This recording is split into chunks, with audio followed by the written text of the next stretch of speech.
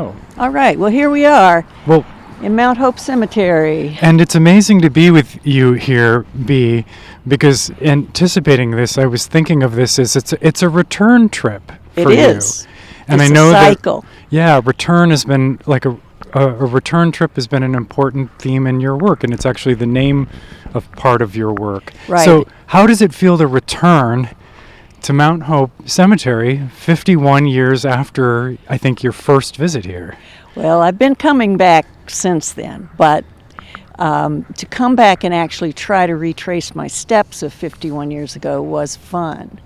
I first went and found the proof sheet of the one roll of film that I shot, and it would have been shot, I believe, about the same time of year. The trees are bare, and I didn't tend to spend much time anywhere on campus but the dark room and my studio. But something possessed me to come over here, which it's not very far from the art department, and take a roll of film. And checking where I walked, I believe I must have started right here in the military plots, fairly near the office. And we're walking right now over an amazing bed of pine needles. Yes. From a tree that would have been here. It would have been here. 51 years ago. So Definitely. you said that you didn't spend a lot of time out of the dark room, kind of around the building, but something possessed you. What was that something? I honestly don't know why I did it. Perhaps I had some time to kill while prints were washing in the dark room, Right. or between classes. But at any rate, I came over. I had my 2 1/4 camera, which shoots 12 shots on large format film. Amazing. And that was it. And it wasn't even a full roll. I think I'd shot 2 previously out in the prairie somewhere. There's some prairie landscapes. And I hope we'll be able to provide people a copy of the proof sheet. You can see how I exposed film at that point, not the best. At any rate, I would have come over here, and it wasn't even the graves so much, the stones so much that I was interested in, but the stars. And so the first couple of shots were right here at these rows, uniform rows of military headstones. And I zeroed in on these metal stars that are on stakes and photographed the same stone maybe 2 or 3 times, focusing on the star in front of the stone. And now I've talked to the groundskeeper because they're not there anymore, except for one. One is here sort of in the middle of everything, not in front of any particular stone. And he said it's because of, over the years, 51 years, people have hit them with lawnmowers, weed whackers, that sort of thing.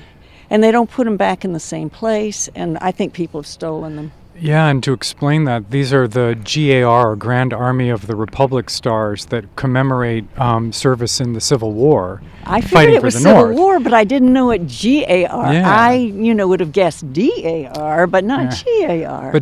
But so just in walking over here with you, I've walked through the cemetery a lot, but it is super interesting to see these from this angle, because when you come in from the entrance, it's easy to not even know that these rows are here. But if you just walk along and look back to where we were standing a moment ago, it is a military zone. And I looked it up. I mean, this cemetery was actually here before the Civil War. It goes way, way back. I'm not sure where that old section is, but at any rate, this was a necessity, obviously. They had some casualties. And I spent a lot of time last week trying to find that particular headstone, but I couldn't. It's possible. There are some military headstones, and this would be fun for viewers or listeners to see if you spot them other places too, because they are interspersed occasionally out other places in the graveyard. And even the little stars are out there. I'm thinking about those stars where you came on an impulse. Yeah. I mean, who knows why you came here, but there was a sense that maybe you I don't know if you were aware that the cemetery was here and you said, I think I'll explore that, or if you were wandering around and spotted it and hadn't really noticed it. But in either case, the stars are what grabbed your attention because you were using stars I in was your doing work. a lot with stars. So you were Yeah. looking for material. What Yeah. what were those stars about? And also, again, how does that feel to see one star still persisting in this cemetery? Oh, it's good. I found a couple more in miscellaneous areas here, but this was the purpose of them, was to mark some kind of military service. And it's sad to see that they're not all here. But that one seems pretty magical to me right Yeah. now. I mean, I'm liking seeing it's standing in for everything. What happened was I took that picture of the headstone with the star, and you're going to see when we go across into the middle of the cemetery, there were 2 more stars in front of a family named Hall, Hall, and I photographed that, not thinking about the words, not thinking about the stones, just looking at the 2 stars, and I like that as well. The very next roll of film that I shot was shot down in Florida, which is where I'm from and where I was from as a grad student, and I had gone home for Thanksgiving. And the very next roll had palm trees on it. So there's a huge contrast of the cold and the warm. And the only image that I made of using any gravestone stuff happened to be a multi-layered image with the star in front of the tombstone, and then you can see through the photo paper to those palm trees. And so it's a layered image. And the fact that while I was a student here, I was often longing to be in Florida. Even though it was my second year here, I was still pretty homesick, especially this time of year. I always think of getting south about now. There's a lot in that because because there's this layering, there's a juxtaposition of place. But I'm thinking about the techniques you were using at the time. So in taking a picture of a star in front of a grave, given the methods you were using, that wasn't the end of the work. I think it seems like you always I wouldn't have even knew. known what I was going to use it for. But you had a sense that you were banking material That's that you right. could then incorporate in work in a layered way. That's right. So in responding to your work, curators remark about how often you had to totally change your process. Yes. And yet, it's also interesting how often that idea of collage or juxtaposition, bringing things together, was part of the work, no matter what That's the right. tool was you're using. And Layering, I think about that layering, lucky accidents. I mean, and then the themes of cycles. I mean, the fact that we're doing this 51 years after I was here and back more or less at the very same spot in space. I love that. It's amazing, and it's a point of consistency in your work. Yeah. Because you mentioned a moment ago about how you weren't paying attention to the name Hall, so that's referring to the work you've been doing more recently. We'll talk about that too. We should probably walk along. But I have a question about place, because so much of your work is autobiographical, and so much of your work is, and maybe all of your work is autobiographical. Pretty much. But it's always also, I think, so place-oriented, place-based. So an image like that one you just referenced, where you layered together an image from here and an image from there being the place where you were from, seems kind of like very potent, because it actually blurs some places. Right. I'm trying to recall now what I actually called that print. I might have called it tablet, but I'm not sure. I'd have to look it up. So we're rounding the bend for people who might want to try to follow this walk. We're staying to the dirt road. You can hear the traffic. We're as close to the stock pavilion? To the main road as we can be. And we're beginning to walk through a beautiful avenue of trees, fir trees. David would know. Walking due west. Yes. And it's a beautiful symmetrical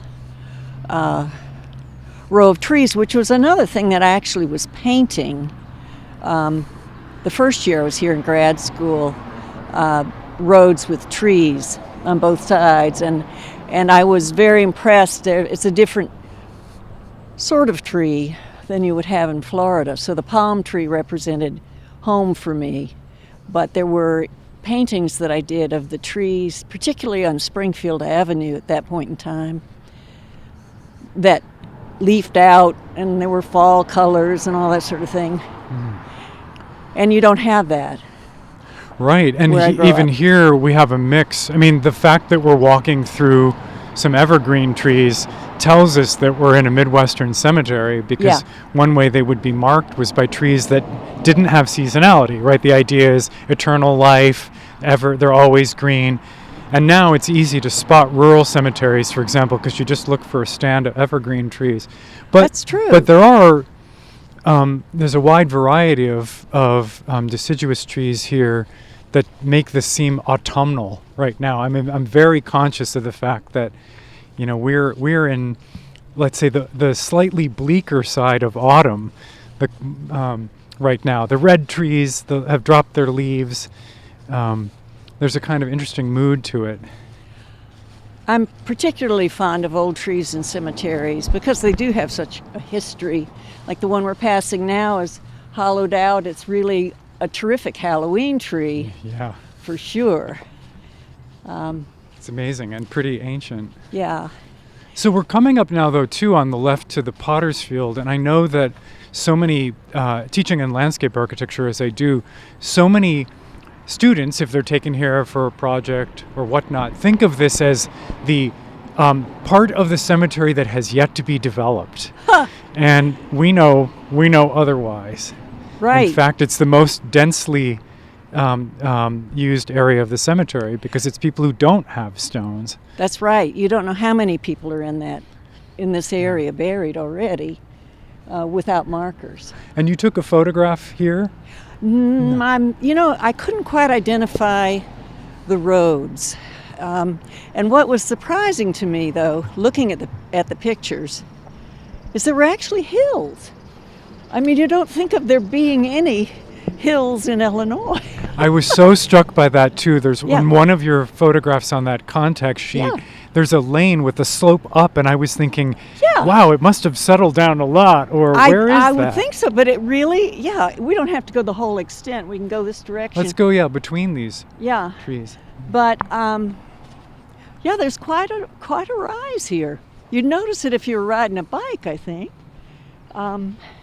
We're actually going probably to the high spot of the whole cemetery. And there's a couple of beautiful bare double trees up here that other people who've shown me what they photograph here often are drawn to these particular bare trees. When you were in Rochester, New York, which was after 51 years ago here, that's where you went next. They also have a cemetery named Mount Hope. They do. Did you explore that cemetery? No. To tell you the truth, I had felt that graveyards were a real risky subject matter because they're so full of cliched images. You know, when people photograph in them, it's pretty predictable, the sorts of things that happen. So that could explain why I didn't return or do much more. When a friend in high school back in the Rochester area where I'm from was taking photography in high school, she walked me to the cemetery across the street from my house. Yeah. And I was wearing a long drapey coat and had a scarf on, and she asked me to lay down in front of a grave that had the name Blood on it, right, to make that kind of image. But what was very funny about it, I don't remember the name on it, but it was a woman's name. So I was meant to lay there as if it was my grave. But of course there was this gender detail that hadn't been noted. Everybody's got those kinds of pictures, I think. We're walking by a stone right now where the names are German, but also the texts are German. Yeah, that's Mutter good. and Vater. Right.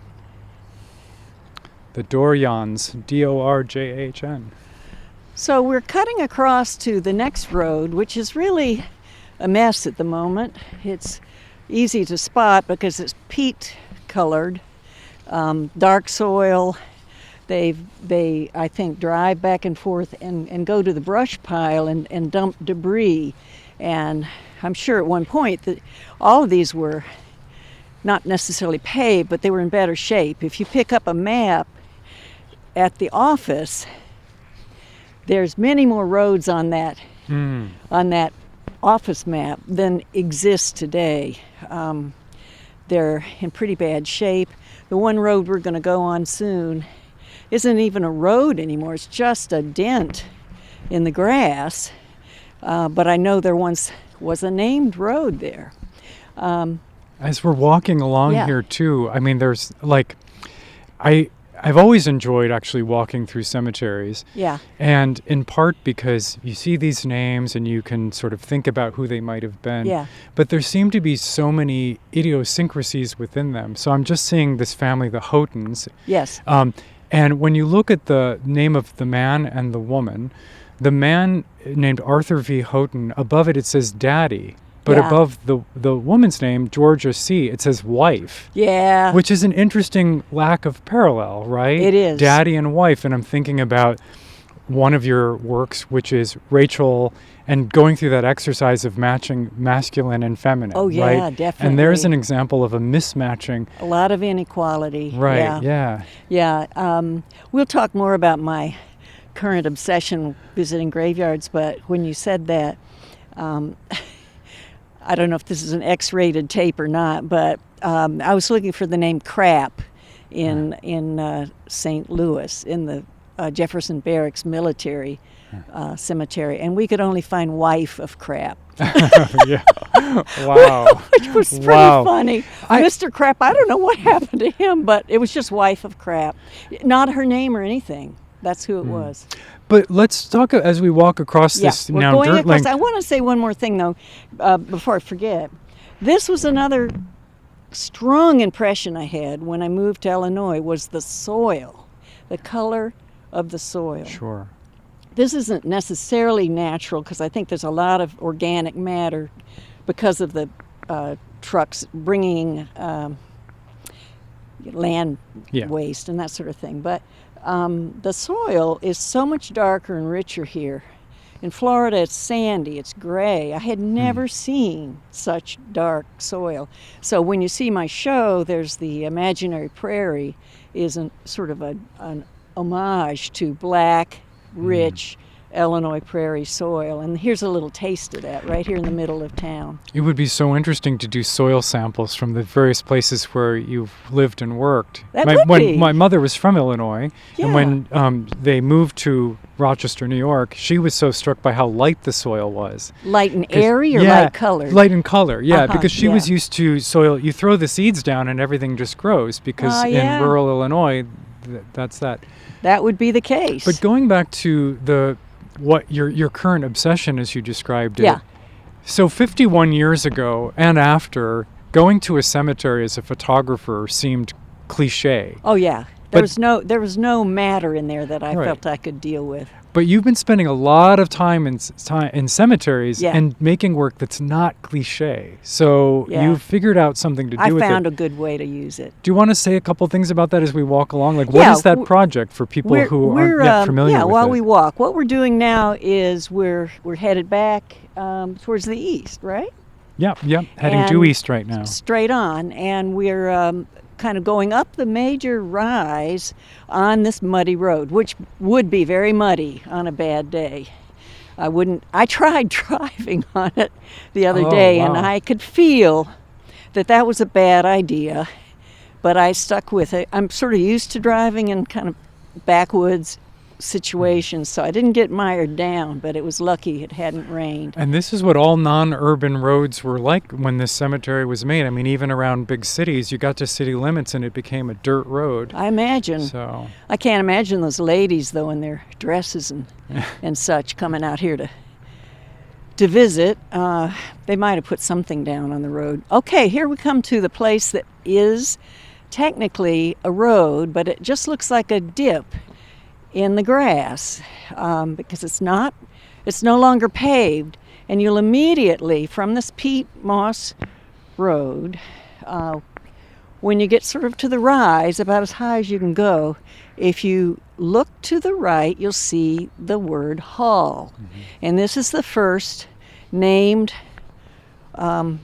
shot that's on the roll that I could actually relocate 51 years later, because the stone is exactly the same. Have you used, I'm just challenging you now in a sense to, in your, whatever your next project is in the cemetery project, to actually use that photograph of Hall. That's a good question. I'd have to go look. It's a beautiful one in block letters. It's a family site, because there's Mother and Minnie and Lucy and lots of little smaller family stones. But the dad was Albert Hall. I thought that was pretty interesting too, although I wouldn't have caught that at all in grad school. Nina and Ethel, Nettie, beautiful old names. They're amazing names. There's I mean, Nina, but everything else is an E. Minnie, Lucy, Callie, Nina, Bertie, Effie, Nettie, Glennie. Yep, and a lot of girls. He had lots of daughters, evidently, or something. Okay, so here's the Hall family, and there were 2 stars in front of those metal stars. So that's another reason I photographed it. It's all crooked. I mean, I wasn't interested at all in the words. He's a colonel. So it says he's a colonel, and on the stone it says, Second I think colonel. Illinois. Well, this is a little, I'm not sure about that. Company, maybe that's company. 1, 2nd, probably Illinois. infantry, or sorry, Illinois, 2nd Illinois Cavalry. Yeah, company, probably company 1. And from the birth date, makes born perfect sense. 1835, that would have been probably Civil War then. Yeah, okay. He would have been 18 then in 1863. Yeah. So he served and got his stars, and now they're gone.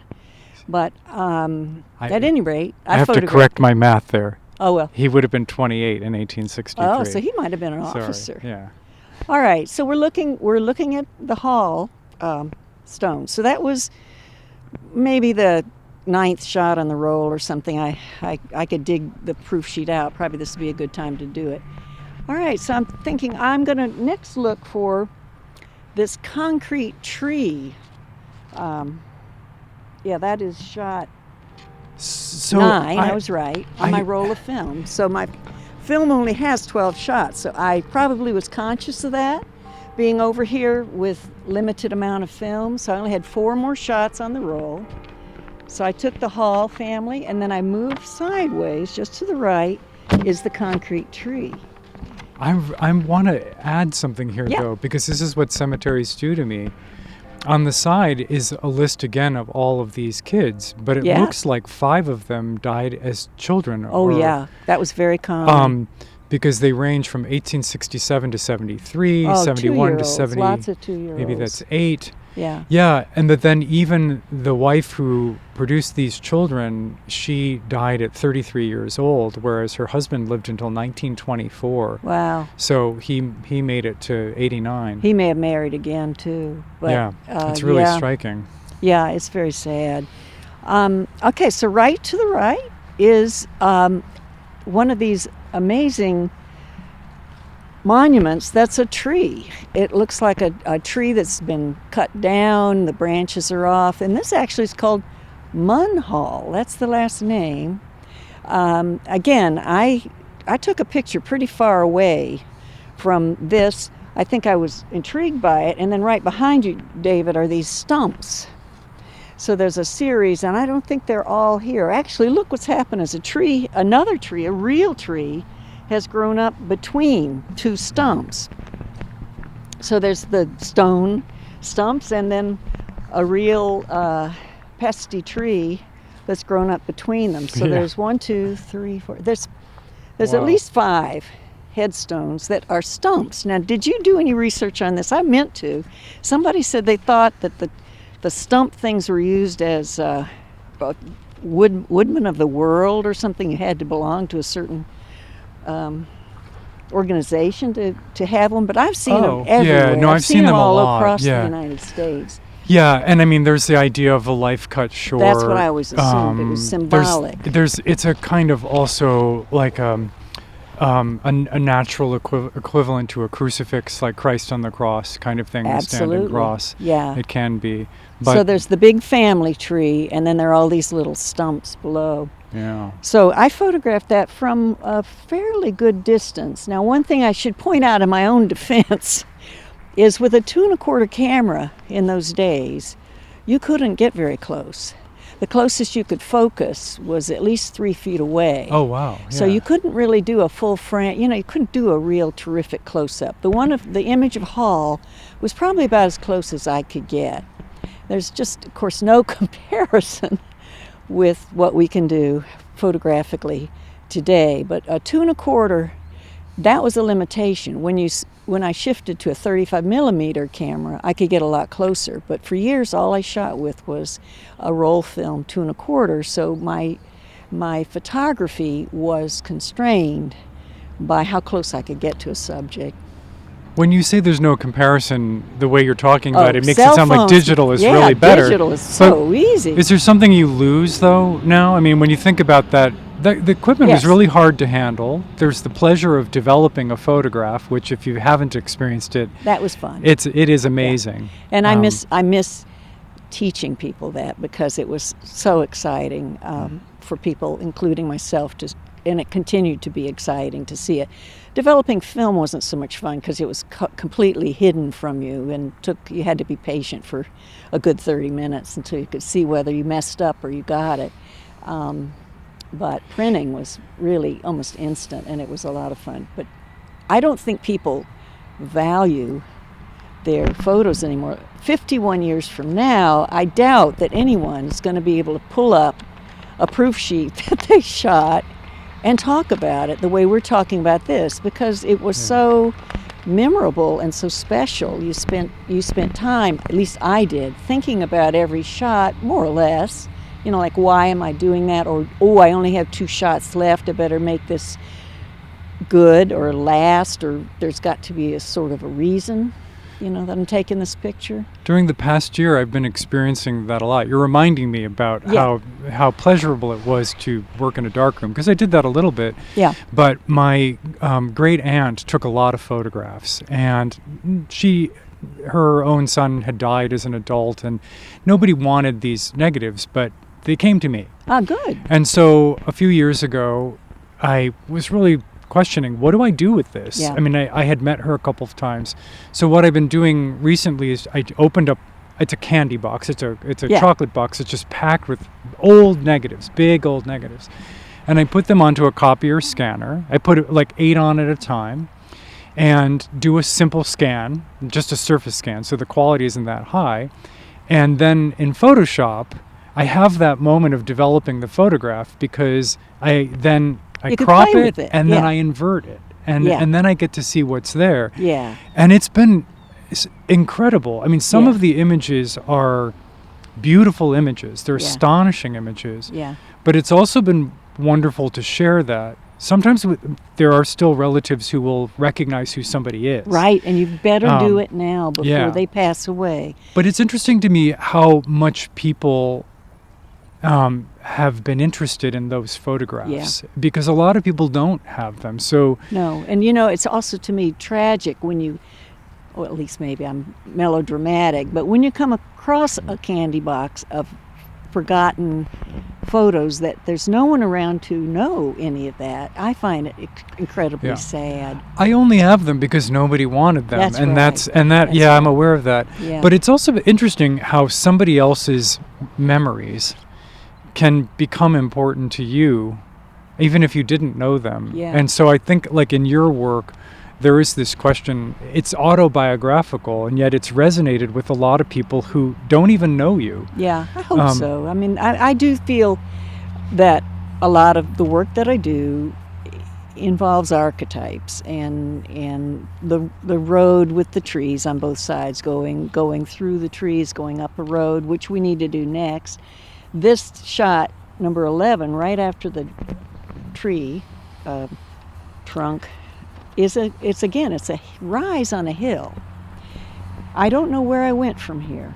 The next road doesn't exactly fit the bill, but it is a more of a gravel paved road. But the shot right after this one with the stones was the rise in the road, and then there was this mausoleum, and I think it's this ruin over here. It makes a lot of sense because I wouldn't have gone very far. I only had a couple shots of film. Yeah. I don't know how much time I had, but let's get on the road and just compare maybe the trees that we're seeing. Okay, so we're headed towards an actual paved road. I take it back. It's not just gravel, it's paved. So we are headed north now. I think that's right, because when we look ahead and we compare it with the photograph, we can see a couple of obelisks framing the view. Yeah. And those are there. Okay. But the ground in the image versus our lived experience is radically different. Yeah. So the ground in those is up more. It's definitely higher when you look at it relative to where the stones are. Yeah. But it's as if the ground that we're on right now was lower. It could have been when they paved the road, because this picture is a 2-lane or 2-track dirt. Yeah, that they and regraded so perhaps this. they graded it a bit. But I drove around, and I actually had the groundsman look at the picture too, the groundskeeper. They're a great source of information. The young man who works here now has only been here maybe 8 years, but he had someone tell him that this particular monument that we're headed for, I guess you would call it, what would you call that? A crypt or a crypt, mausoleum? yeah, mausoleum, a small mausoleum, has really diminished over the years. And the guy before him said, yes, it had caved in for a while or something. So I don't know if this could be it. It's really, if that's the case, it's really gone to pieces. But there is a stairwell, a cement poured stairwell headed up, and it would have been a big deal. I mean, that's a pretty major site location. Do we round the corner to see it? Because it looks like I don't know. No, in this picture, I'm based on where, There's like, fences based are on gone. the access. The concrete access isn't there either. Yeah, around I the don't corner? know. Let's maybe explore. Yeah, let's just go kind of up see. and around it. I frankly did sort of give up after driving round and round, and maybe someone on their walks will actually discover it. That would be fun, because it's the last shot on the roll, and then I would have headed back. It's super strange. I mean, I don't think I would have gone really, really far from here, but who knows? Given the shape of it, the orientation of it, I mean, it's likely that what we're looking at is the east end or the west end. But I'm imagining that it would be the east end, except, yeah, you're right. It makes absolutely no sense. No, and I walk around, David. I don't see an entrance to it. I don't see a marker on it. So we'll circle around, and then I want to start on a and different the entrance might have been fake. So, well, let's Yeah. keep our eyes open to see if we spot Yeah. this mausoleum somewhere Yeah. else, because that is really strange. Yeah, well, we're going to walk completely around it, because the next area I want to show you was the beginning of my next project years later. So here we go. It's really possibly a lot of soil has just been thrown up around it. And in the summer, it's got vines of some description disguising it.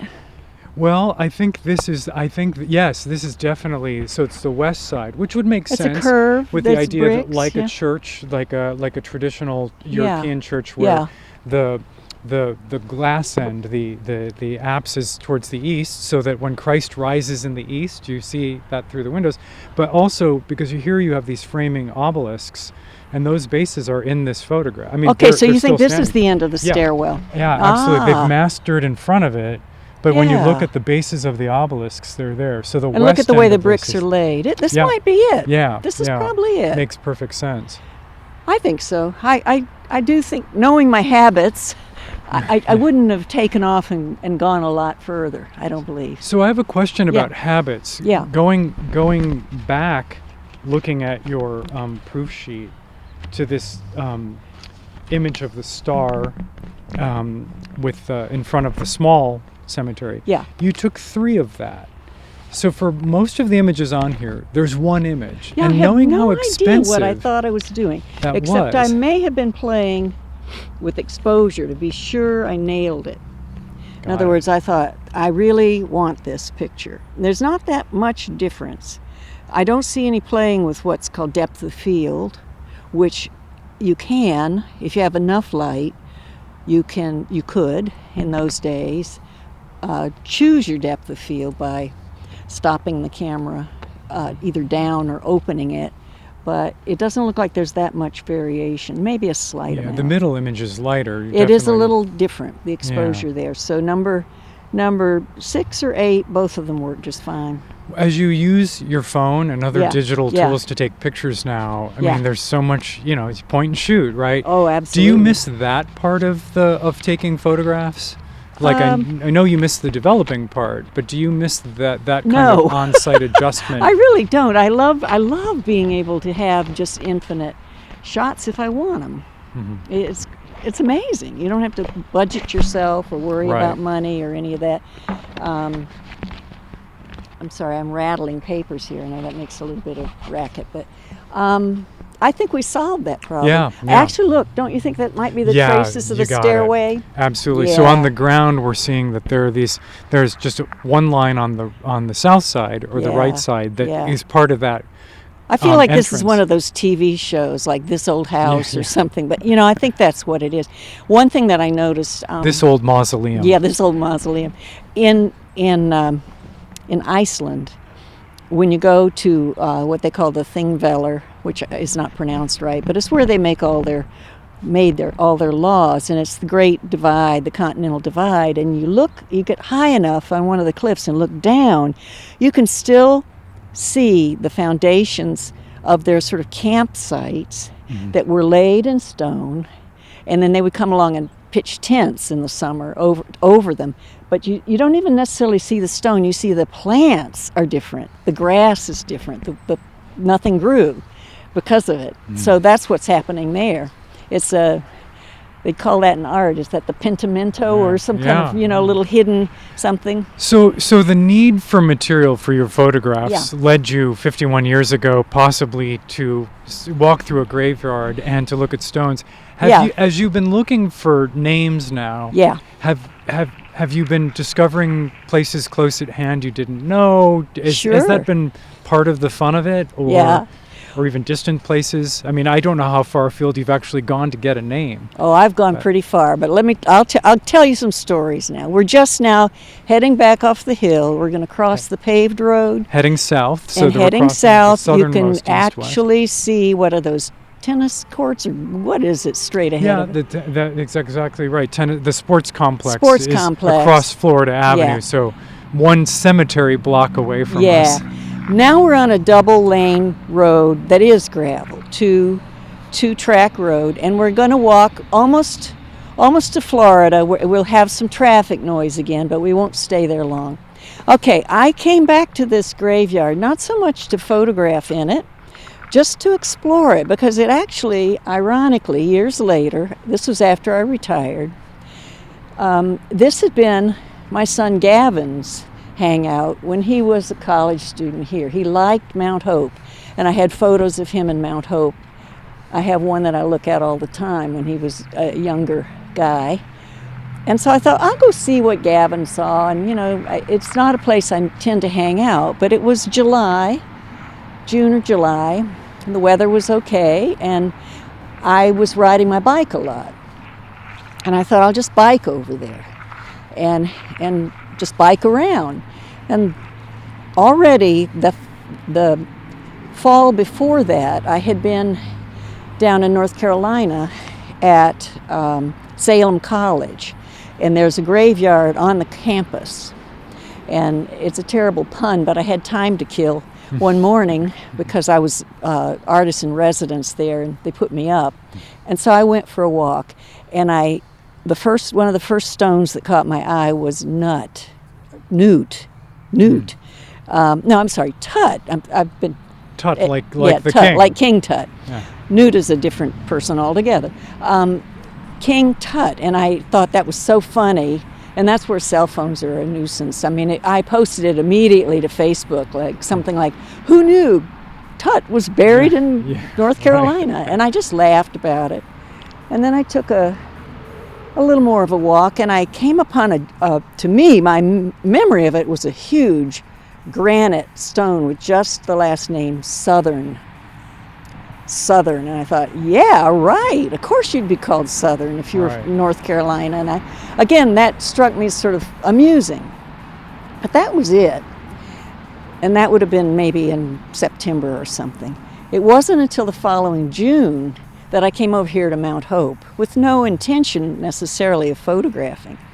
But I started to see a few words that I just couldn't resist. So names that are legible as words. I didn't notice that at first. Like they Bishop, were just were near somebody named Bishop. Bishop or Ernest or whatever. And I didn't. Yeah, Ernest is a good one. Although there's two ways to spell it, so it does make you really think about spelling too. My mom was an English teacher, and so I always wanted to be sure that if I use words, they were correct. Near us to the northwest is the real McCoy. There's the McCoy. That's right. So so it's tempting. So you're seeing names that are words, but there must have been one in particular that jumped out. Well, there were a couple, and so I photographed them, and I actually misremembered this, or as well as I can say, I didn't do this one stone the first visit.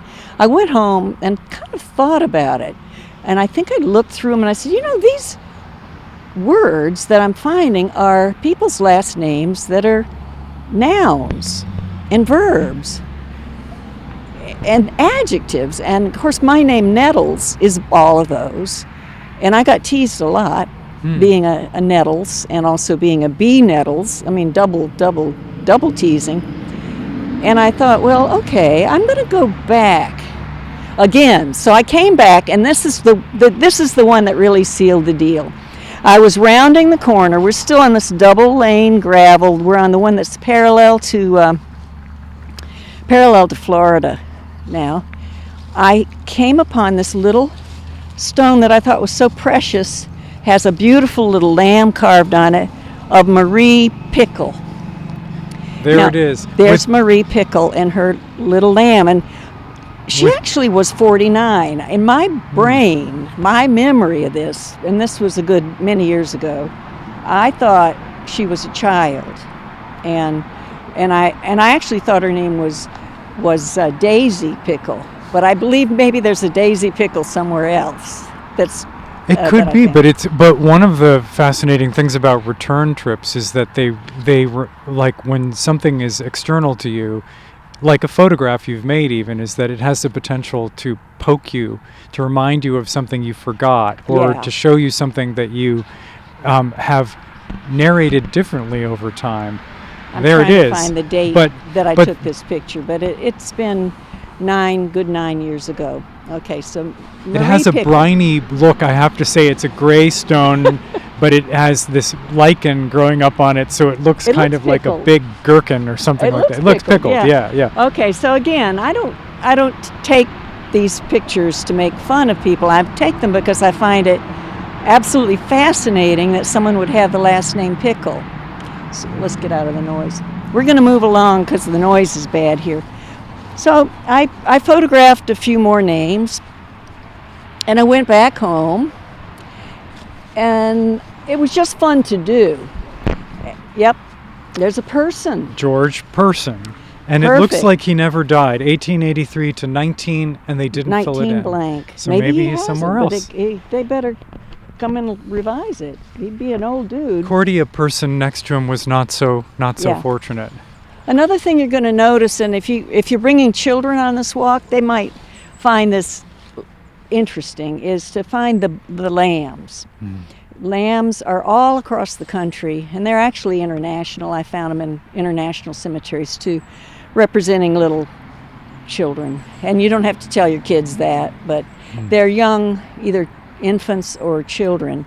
And I did an artist book with 80 lambs, and I photographed them in various stages of meltdown, almost like sugar cubes melting, and the book was laid out in that order, from very sharply carved ones to some that looked like little melted lumps, and a very small text about human memory and how long can you retain it and how many generations will it last. And then I think these little lambs serve as a metaphor for that, like how long can you keep the pain, the memory alive? It's going to wear down. I want to connect a couple of dots on that subject, Okay. because I'm thinking about generations, Yeah. thinking about this project to take these names that are words, that are verbs, nouns, adjectives, and to string them together in forms of writing, which it's inevitably poetic. I mean, it requires a lot of ingenuity, and it requires a meticulous process. And that's what I've been doing with these names. We haven't mentioned that yet. After collecting a few, it struck me, I think I could write a phrase, or I might be able to write a sentence or two. And then the whole thing started in earnest, and literally Ernest, I think we were talking about him, or someone like that a minute ago. Yeah. So I began to collect them, and I have almost 7,000 now. Well, and I've seen this unbelievable lexicon you've developed. Yeah. But one of the questions that I have about that is, as your work has evolved over time, sometimes because of where you are, sometimes because of the equipment you had, right, you did become very interested in book arts Yes. and taught about that. But I'm also really aware that you had also collaborated with your mom, That's who right. was a phenomenal poet. That's right. And so when I think about your work, it was visual, and it still is visual, because these books that you're producing are composites of images of words, right, from gravestones. They're photographs. Yeah, So they there's look like that little constraint. refrigerator magnets, But or ransom notes. Yeah, right. Your mom was a terrific poet. I mean, I know that Yeah. because I've read her work, and it's actually, she's an astonishingly great poet. I agree. And Thank you, David. But you published work together. Yeah, we did. And I'm wondering if like you had imagined, or if you had experimented yourself with poetic writing before this project. No, I hadn't. I didn't dare. I didn't think I could do it. I knew I was a good prose writer, and I've written pieces that were introductions to books and texts that went in books, and I love writing, but it was always prose, and I never tried poetry.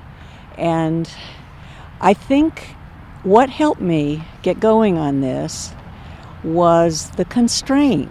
You had only so many words, and you had to make the best of it. And that was the challenge, but it also was very liberating. And we write about that, or I forget who did. I think Jamie in the book, The Harvest of Memory book, I think in her essay, she picks up on my rant about constraint, but I think constraints are really important. And in teaching, when you give an assignment, sometimes students balk at the fact that there's certain constraints on their freedom and so forth, but having them, then you bang up against them, or you work against them, or you work with them, and I think it unleashes a lot more creativity than no constraints, completely wide open. That's part of the problem, I think, with Photoshop editing. When do you stop? You can just keep doing it. Yeah, in teaching design, we know that it's when you set out a constraint, it gives somebody the opportunity to respond to the constraint. That's right. But it's also true that there, in terms of how we work, you're right. There's a way in which digital tools don't seem containing or compressing in the way that a darkroom would, a study would. I mean, there's a paradigm. Right. I think it's a pretty global paradigm that when you are in a quiet space like a darkroom or a study, a studiolo, that setting the limit on your physical scope allows your imagination to get as big as the cosmos. And economics too. That's so another writers constraint. tend to Economics, time, money. Sure. All of those.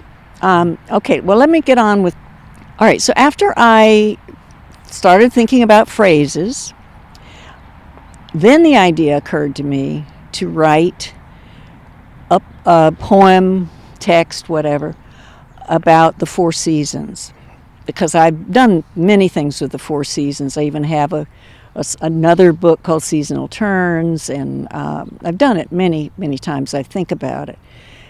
So right at the very beginning, if I'm going to write something with these gravestones, there to me has to be a conceptual merit or reason to do it with gravestones. Otherwise, it would be like refrigerator magnets or something. And I'm not interested in that. So the seasons we were talking about them earlier. I mean, they're very evocative and in evidence. When you walk through a graveyard, you start thinking about that. These people are here for the long run, we think. I mean, we've seen some graves wearing out here and collapsing and disintegrating, but nevertheless, you tend to think of them seeing the seasons in and out in the same spot. So I decided to write a book about the Four Seasons, and I very quickly expanded beyond Mount Hope Cemetery. Rantoul has a couple of beautiful ones. They're out in St. Joseph. You know, if you start driving around, you'll find small them. Communities. But around I also here, didn't. and big communities. I quickly realized I didn't have to just drive around and hope to stumble on them. There's some incredible resources now online. One is Find a Grave. There's another one called Grave Finder, and then the national military cemeteries have awesome databases too. So when I went to Rantoul for a search, I had already read through the names in a particular cemetery, and I went with a list of names that I wanted to find, including Mr. Pancake. I wanted the name Pancake. Now, a lot of these graveyards don't have offices, so you really have to do a lot of walking. And also, I was retired. It's great exercise, keeps you walking, and every shot is a deep knee bend. So it's a physical activity that's pretty demanding, but also exciting. It keeps me moving. So I thought it was a really good plan. So you're building a lexicon, but you're building a lexicon the way that like a printer might have built a lexicon, where, I mean, you can write any word you want, you can type any word you want, but here you don't get to use a word unless it's a photograph, like That's a right. block It's a photograph with a name on of it the word that you can then fit in. That's right. And I made up some rules of the game early on. This first book, which became the book Stone Cipher, and I remember photographing the name Stone Cipher and thinking, wow, that's a hard word to use in a sentence.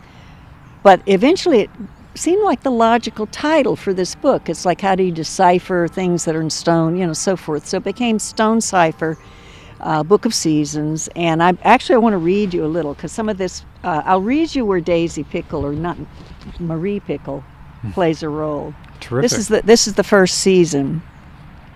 This is spring, because for me that's when the year really begins, is spring. To hell with January. Okay, so this is May Day, and May is a last name, Day is a last name. Anything I'm saying now is a last name. Ruby flowers ring lavender stone maize, shepherd shields furry newcomer lamb, parsley sowers weed brush borders, barrow wheeler, clay hacker, sprinkle strong peat, small rains force flora mantle fuller, joy jumper, brook bank skipper, wade claybrooks flood, swift finch, haven weaver, wing Merrifield miles, blue heron, white crane, silver starbird hatch, salmon fisher bear battles brook's broad current, keen dew waters elderberry bowers, Craig lister, funk rock singer, coil frisbee, child's cloud castle mounts, trees bloom vermilion, winter's victor, jolly jester, early merry May. I'm wrong. Amazing. Pickle doesn't turn up till the 4th of July, but anyway. But the language is very evocative, because it's full of images. It's all images, but then it's all also images, active. You can visualize a lot of this. There are no thes, ands, or is. There's no to be is not a verb in this. No. So that constraint actually forces the language to be evocative and active. Yeah. She turns up in the next line. Summer's call. Cherry carrier, peach creamer, spears dill pickle. Okay, so they're on a picnic. And there you are. There's the pickle. But what I wanted to read in its entirety also is, because Halloween's coming up, is Fall's Nice Wander, and those are last names too. Summer's vineyard withers, hedges curl, green trees redden, hill burns sharp golden sparks, harsh nettles madden pepper-black bull, weary workmen down stout biers, belting rains power welling creek, chestnut woods tremble, wise householder stocks winter heater wood, crabtree leathers. Brash beavers carpenter Westbrook woods, heath fox burrows brown mink warrens, house sparrow fears keener barnfield hawk, marshmallow feaster mounts straw bales, trick treat comer goers sample candy hoard.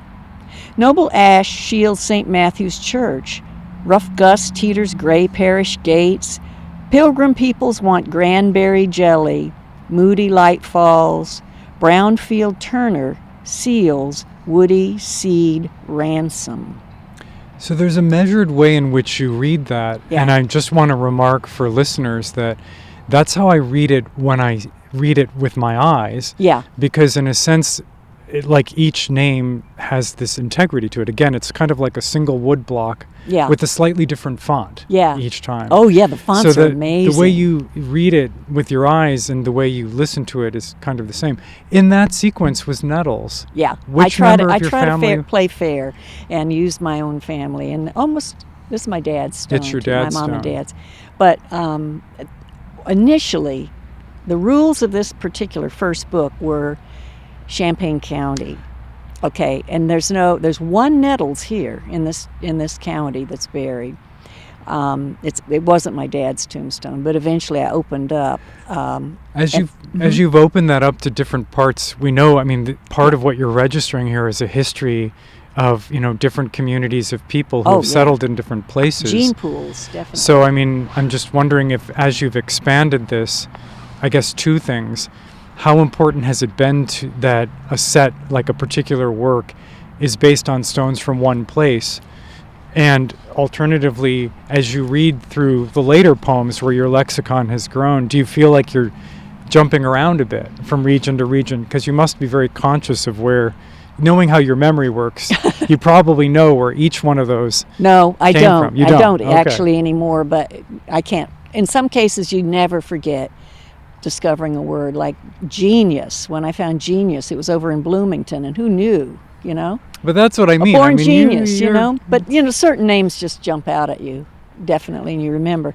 What I do is I carry on my phone a PDF file of all my words, and so if I were to see something today and wonder, wow, I don't think I've got that word, I'm not sure.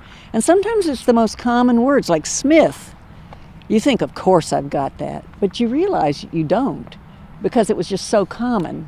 I wouldn't have photographed it. I check my PDF and say, well, you know what? I never did photograph Smith, and then I'll take it. And we're walking, for listeners, yeah. we're walking by the Smith stone right now. Yeah. But so with your phone, because you're using your phone, you can also geolocate. Do you have that switched Absolutely. on? I do. And that's been really, really helpful. I could not have done this project without digital photography, and more. The first year I used a digital camera. It was sort of at the edge of the really good iPhones and so forth. But then within a year, I switched completely to my phone camera, and that's all I use now. I wanted to find specifically the ones that I took here in Mount Hope, but they were taken so early on, I didn't have the GPS information that could prove the names that were here specifically. I mean, I know I got Pickle here. I know a couple of them. Not Daly. Daly's over by Crystal Lake. There's a beautiful cemetery over there.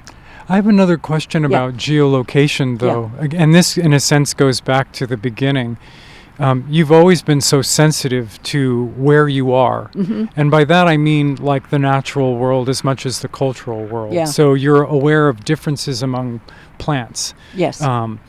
And so when I think about seasons, I grew up in Western New York State, but you grew up in Florida. Yeah. Was seasonality something that you discovered as you moved north? Was it something that you knew from images and sort of stories, or what was the seasonality of Florida? It's subtle, but it's there. For one thing, when you head this time of year, trick or treat and all of that, you're heading into the best time in Florida in terms of the weather not being so hot, the mosquitoes dying off. It's a very hopeful, wonderful time. I mean, I would like fall a lot more if I didn't know what was coming. It's beautiful. It's been especially beautiful this year, and I'm trying to really relish the color and enjoy it. But I get filled with dread because I really am not. I wasn't raised in the snow and the ice. And I find it very hard. Maybe 2 months I could deal with it, but when it goes on and on, it's really difficult. But in Florida, you're headed into the nice months. The hot months are really hot, very uncomfortable. So we did have seasons, definitely. You knew it was July down there. I mean, no doubt about it. My parents moved down to Florida for the winters a number of years ago, and I remember heading down the first time in winter, kind of dreading it, thinking, how are we going to have the holidays without snow and whatnot? Yeah. And I found the winter. I'm sure that between July and December, there's a significant difference. I found it to be shocking and utterly wonderful. Oh, good. So, but part of that also was that it gave me an index for what this place is like.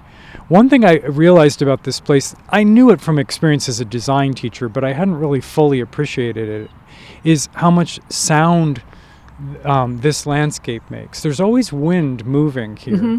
And when I went down to visit my parents and I went outside the first day, the sky was so blue, but the air was so still that it seemed artificial. It seemed like I was inside a building and it was painted. And I became aware that I wasn't hearing the air the way that I do in this place. So being in this cemetery outdoors, it's wonderful to be outdoors, especially now during a pandemic. Yeah, this is going to be a good walk for people. We're headed back. What we did was we came back up the second road in, and we're on the main paved road headed back towards the office. But heading we're north. Passing Call and Elder, and those definitely made their way into... And on the other side, George Falls, Grove and Falls, Parker. Canter, like a horse would canter. It's fascinating. I can't seem to quit being amazed by these names. It's harder and harder to find new ones, but I still do. And right now, because of the pandemic, I'm not going anywhere except anywhere I can drive within a reasonable amount of time. After the book that was done with the seasons, I knew I had to do more. And so the second book that I did was called Place, and it's the 4 cardinal directions. So again, the way I justified that to be with stones was it was the history of the North, the South, the East, and the West, written in the family names. Now, people have asked me, did you get only Southern names for the South? I said, give me a break. I mean, that's like a lot to expect, but I did write the history of these 4 regions, and they come in a folio that's a square, because it's the 4 points on a compass, and it's a square. You slide them out. It's about a little bit smaller than an old-fashioned record album, and you lay them out in the compass points. And the image on the cover, and all these you can see on my website. On the cover is my face, my body, taking pictures reflected in a beautiful pinkish flat marble stone with the word place on it, and that's in the graveyard on the way to St. Joe. It's a beautiful graphic, and I thought, right, I'm going to put myself here in the Midwest, which is where I am. Everyone thinks they're in the center of the universe, wherever they are. So I'm in the middle of it all. I'm in my place, and reflected in the stone is the landscape, the prairie landscape, a very flat horizon, which, by the way, it's flat in Florida too. Sure. So that wasn't a huge shock for me. The flatness wasn't as much of a shock. So after I did plays, it took me a while to come up with another idea. I did one called Hawk Dove, which was written only in veterans' headstones. So I had to go back and relocate words only vets because I wanted to write about war and peace. So you do put some pretty intense constraints on yourself in that sense. Yeah. That one was, It's that a had kind to be of puzzle, vets. puzzling out. Yeah. What's your newest project that you Okay, finished? I've got that with me, and we probably have time for me just to read a little bit. Well, I'm just wondering about your newest project, and I'm also wondering about what your next project is. Do you know I yet? don't know that. You don't know. Okay. I don't All right. know Maybe that. maybe some listeners can suggest some things. It often it takes Inspiration a while. comes but about from once a year I do come all up over. with something. This last one that I just finished is called Headlines: World's Warning, and it's a history of COVID, and written in only last name, starting in December. And it's so hard to even think about it, but I try to read you maybe. This is pretty visual. This is the month of April. Is this work complete now? Oh, too? yeah. David, I should have brought a Yeah, copy so you could see it. There we are. It's I pretty look forward cool. to seeing it. I'll make sure you see one. Okay, so this is the month of April. April brings corona to million world members. Worst weekly job loss. In all cap tweet, Trump stokes right wing to battle stay-in-place laws. Red cappers swarm in town's center. Venter, heckler, point fingers, bump knuckles, leveling high fives. During news brief, President favors bleach sips, hopes to treat virus with sunshine. News anchors wince. Blasé remarks Stern's learned doctor marks new low. Well, not really, but it did at that point. Young flood Florida beach. Surf, grill wieners, share drinks with pals.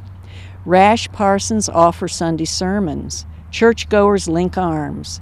Sick singer lofts spittle showers over pew. Moist sprinkle harms prim widows. Elder pines to take deep nap. Constant strain mars her shallow sleep. Single mamas do double duty, fitting and reading to child with screen times. Strange leisure times see neighbors converse, missing normal laughter. Lively child teeters on new roller blades. Proud parent smiles, mulling over good enough days. Good enough, I just found in Rochester. I love it. Amazing. Good enough days. Again, it the language is so evocative, but it's also efficient. And I was just thinking about how digital photography allows you to take as many photographs as you want, and emails also allow us to write as many words as we want. Yeah. But this is more like a telegram form of communication where you pay per word. And one of the students that I read this to, Isaac, I don't know if you know Isaac Gaworth, but I read it to him before he headed out. He said, it's called Headlines, and he says it reads like headlines. Yeah, there's an economy. It sounds like headlines. And the New York Times isn't going to use the and the and all. They're going to be very concise, and that's what this whole thing is. It's hard words, and I could have really done a lot more. I could have been much, much harsher on Trump. It's easy. There are lots of words that would apply to him, but I was constraining myself there, basically sticking more to the facts and less emotion. Well, there's a clarity to it, but then, there's a clarity that comes from, in a sense, realizing that a lot of the words we use are perhaps not necessary. Yeah. But there's also then, as in poetry, as in any great poetry, there's an openness to it that allows people to insert their words or to kind of see it. You give enough there for somebody to have an image in their mind, but that they can dress in their own fashion, or that they can kind of shape in their own fashion. So another thought I've had in dealing with surnames is often they're extremes. You don't name someone that's just bland, although there is a bland family and there's a boring family, but there's also the lively family as well. But by and large, if you're going to name someone after a characteristic, it's pretty noticeable. extreme, either totally boring or totally lively, but not so much in between. And that's the case with a lot of emotions, words for emotions like hope and doom and gloom. I have those words. And to me, that's also really interesting. I often wonder, how did my family name happen? Nettles. What was that? Maybe it was that group of loonies that live out by the Nettles patch, Could be all sorts of, and sometimes though, I don't think this is the case with the name Nettles, but some of those names you just mentioned are Anglicizations of some other name, which is also interesting. Yeah. Bea, this has been really terrific. It's been wonderful to spend the time with you out here, to go on this return trip with you, to learn more. It's always wonderful to hear about what you're working on, what you've been working on. I love talking to you, David. Well, and, likewise. You coached me really well. Well, congratulations on the exhibition too, though. Yeah. It's going to be stunning. I know that it was in Rochester, it was in St. Louis, and now it's here. Yeah. So it's wonderful to be able to see the work. I hope people come in. person. You can, a few at a time can go in, and it's not just my work. There are a lot of people who have worked incredibly hard to bring this thing together, and I thank them enormously for it, and I hope that they get some benefit from all this hard I think work. we all will. Yeah. Thank you. Okay, bye-bye, David.